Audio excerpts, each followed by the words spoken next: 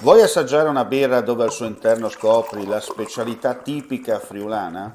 Lumi Beer, il prodotto ricavato in 20 ettari di terreno coltivato orzodistico, biodiversità, performance ambientale.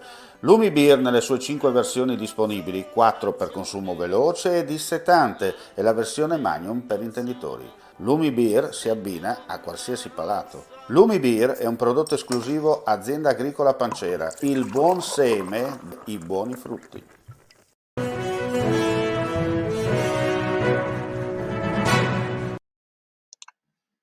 Un cordiale saluto gentili amici e amiche, ben ritrovati a questa pagina informativa odierna su friulitv.net. Apriamo subito con il caso mense scolastiche per dirvi che è in corso, mentre andiamo in onda, una riunione straordinaria dei gruppi di maggioranza che sostengono la giunta comunale di Udine. Sul tavolo la posizione dell'assessora Elisa Asia Battaglia, quest'ultima nell'occhio del ciclone, dopo il caso mense scolastiche in regione.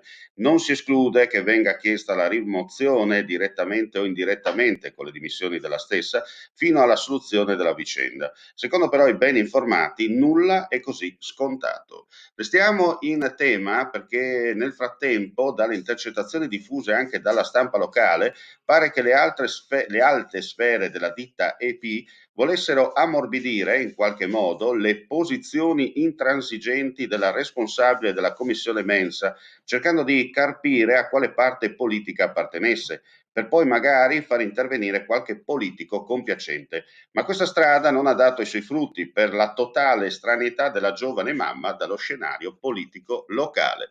Di certo è una vicenda che darà ulteriori novità perché, come potete immaginare, insomma, il pentolone non è ancora aperto, è soltanto spostato leggermente e nelle prossime ore, ma anche nei prossimi giorni, insomma, purtroppo ne vedremo delle belle. Chiaramente la giustizia deve fare il suo passo secondo i corsi costituzionali. E adesso parliamo di incidenti stradali nelle ultime ore perché c'è stato un violento scontro frontale ieri sera tra due auto a Cornadella di Sacile, come vedete dalla telefoto dei Vigili del Fuoco. Sul posto i Vigili del Fuoco di Pordenone e i sanitari del 118. Uno degli occupanti è stato trasferito in ospedale per le ferite riportate.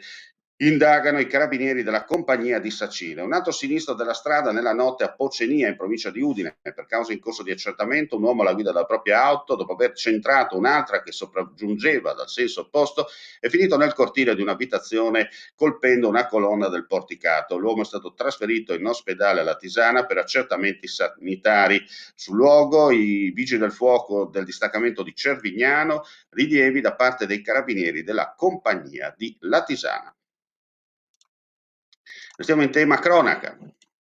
Un giovane uomo di 23 anni, di origine rom, residente nel Veneziano, è stato denunciato per truffa dai carabinieri della stazione di Campoformido. Era riuscito a farsi consegnare una piccola tranche da un pensionato friulano di 74 anni, residente nell'Interland udinese, 85.000 euro per la precisione, per l'acquisto di un'auto di grossa cilindrata mai consegnata. Il giovane aveva posto in vendita la vettura su un sito internet specializzato, convincendo la vittima a versargli l'importo patuito con diversi bonifici bancari per la compravendita dell'auto. Non avendo ricevuto l'auto, pagata chiaramente, l'anziano ha subito sporto denuncia querela ai carabinieri che con un'indagine condotta, analizzando il flusso bancario del denaro versato, sono risaliti all'autore del raggiro. Come detto, per lui è scattata la denuncia per truffa. E ora cambiamo argomento, parliamo di immigrazione. Scusate un attimo, sono in rigorosa diretta. Un gruppetto di bengalesi, tutti risultati regolari sul territorio nazionale, sono stati rintracciati questa mattina lungo la strada regionale 353 a Terenzano, in comune di Pozzolo del Friuli, nell'Interland meridionale udinese. Tra di loro ci sono anche due minori non accompagnati che sono stati affidati da una struttura di accoglienza della zona, mentre per gli altri trasferimento alla Cavarzerani di via Cividale a Udine per il triage sanitario e il periodo della quarantena obbligatoria. Sul posto la polizia locale di Campoformido, Pozzuolo per i rilievi di legge e le indagini di polizia giudiziaria. E ora parliamo del punto per quanto riguarda il Covid-19 in Italia con il servizio che ci è appena arrivato. Questa settimana torna a crescere più velocemente l'incidenza di casi di Covid-19 e si fissa intorno a 19 casi per 100.000 abitanti. Per quanto riguarda l'RT anche c'è un importante balzo in alto e l'RT ora è di 0,91, per fortuna ancora al di sotto dell'unità nella sua stima puntuale.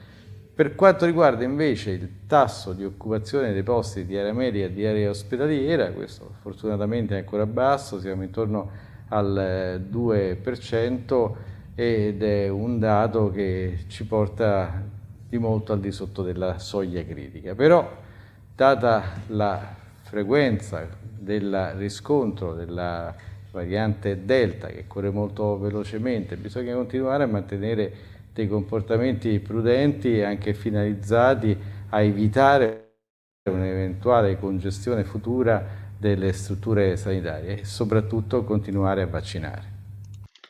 E con questo è tutto, grazie come sempre per la visione e l'ascolto, vi ricordiamo le altre notizie sul nostro sito www.friulitv.net. Non resta che augurare a tutti voi un cordiale buon pomeriggio. Ehi, dico a te, vuoi un apparecchio acustico a costo zero? Acustica Friulana, via Visinale 16, Muzzana del Turniano, Udine. Telefono 334 27 67 731. Test dell'udito direttamente a domicilio, semplice e veloce. Pagamenti su misura. Non aspettare di non sentire. Campagna di prevenzione dei problemi uditivi. Acustica Friulana. Test dell'udito direttamente a domicilio, semplice e veloce. Un'occasione da non perdere.